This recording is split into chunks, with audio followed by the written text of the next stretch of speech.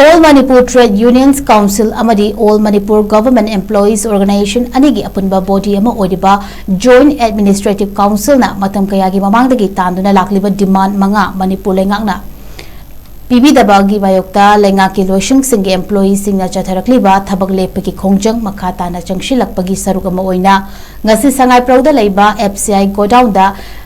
CAF NPD Employee Union na thabak lepagi khongjang changshingkhri thabak lepagi khongjang aduda mari leinana CAF NPD Employee Union gi President Kangujam Dananjoy na hai lamdamase thogliba irang asigi luraba tanfam asida miyamda yauhangadaba chengsing yauhandana thabak lepagi khongjang changshiliba asi lengak na lengaki loisung singda hanthana yengliba miyengna state asigi government employees amasung pensioners singda piriba dearness allowance dearness reliefs ki senfam asi central government ki employees sing the piriba DADR gi senfam ga manana pibiu haibani state asigi government employees sing gi thabak tawbagi matamasi chahi humphunitoi fawbo sangdok piduna hauji hanguna laiba subordinate service sanction post listing yankhai asi Manipur state staff selection gi kuthangda athuba matam gi manungda mention biba NPS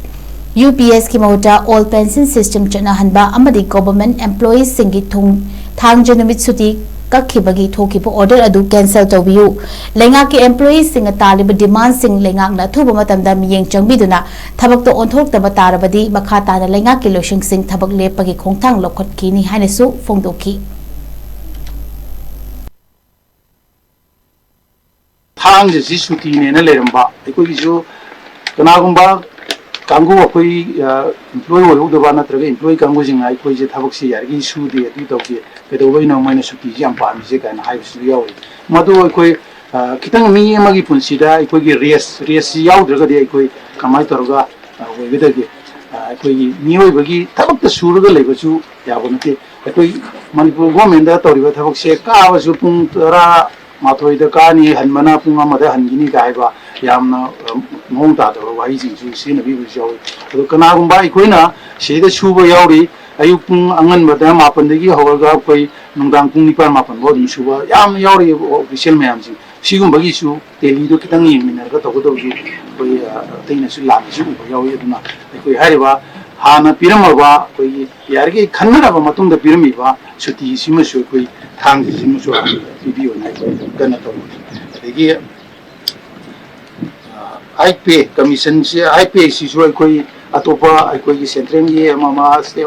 atopa chai leigre masi so koi PBO na koi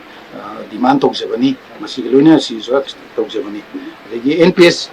koi na sujeri banwami ba mayam si koi gi tungi nara akanda legi alwara akanda si de khaira sana na bagi makta koi na oi mai de tungjel ga thamjari ba posak si akoi na alwara akanda sana na basi tawine basi kai kari dagi wa gi na akoi gi NPS na bi ba all pension ga haina le ma dagi NPS to wanthok piduna akoi wo yamna tongan ba keno ma da kitang akoi na modify ma di to hon ba wer ga su akoi gi NPS si gi nataba all pension si da modify ka ma to ga su koi all pension si panje kai gi no ai ba da akoi alwara akanda akoi kari to gi akoi weba kanda darka leba poto hajipegi tungjela thamin shampoo oina leinari si jo koi leitra kanda kai na rogi namang shampoo oina thamnari ai koi gisu lan thum ma na ngai ta tungjela ka thamauni na webagi he ni kup tu da sigida bodi kesu kaite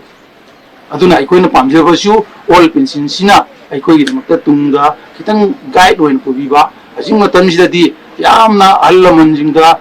mirai ba photo su yam nei rabani na pesa ga thok tra di allan jingje ya ga di kick out to video bo ngai le ba mama mapa jing se nungsi ba gi sang si yang wala ba eno wor kon motam ni na koi all si ma to view na koi machine su demand ka na sin je ape koi gi retirement don asi all pension ji da to view de gi koi sexy phang di demand ji phang di sathe gani ro master roll work ka le ba ma jing ji koi yar ga di koi regularize pbu mana waru bambu tu gi mutungina matam dung ngai ho na regularize sent to view na aiba ke mesi jo koi demand ya bu jo kutlu ye NPD di ka na koi support na narang ge ngisi sathare khata na sathare se gi ni aiba sa federation amasung